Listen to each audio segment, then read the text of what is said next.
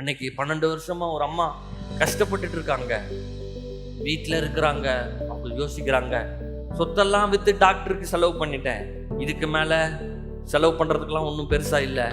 ஆனா இயேசுன்னு ஒருத்தர் வராரு, அவரை நம்ம நேர்ல போய் பார்த்து பேச முடியாது, ஏன்னா ரொம்ப கூட்டம் வருது, திரளா வருது கூட்டம். ஆனா நான் வெளியே போய், ஏன்னா நம்ம வெளியவும் போக முடியாது, 12 வருஷமா வியாதி, விட மாட்டானுங்க, கல்லெறிஞ்சு கொண்டுருவானுங்க, போக முடியாது. ஆனா நான் ஒருவேளை அப்படியே நைஸா போய் அவருடைய வஸ்திரத்தின் ஓரத்தை தொட்டா சுகம் பெற்றுக்கொள்ளும். இந்த அம்மா கிளம்பிட்டாங்க, போறப்ப சொல்லிட்டே போறாங்க, வஸ்திரம் ஓரத்தை தொட்டுட்டு கமுக்கமா போயிடலாம், ஆனா நான் தொட்டா சுகமாவேன்னு சொல்றாங்க.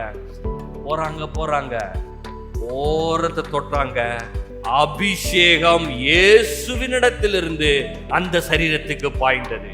இயேசு நிப்பாட்டார், சரி யாரா தொட்ட? சீசர் கேட்கிற, ஆண்டவரே கூட்டமா வந்து எல்லாரும் உங்களை தள்ளிட்டு இருக்கிறாங்க, யார தொட்டான்? அந்த இது வேற, அபிஷேகம் போயிருக்கேன் என்கிட்ட இருந்து. அந்த அம்மா சொல்றாங்க, நான் தான் தொட்டேன். அந்த அம்மாவுடைய நம்பிக்கை பாருங்க, அதுதான் நான் சொல்றேன்.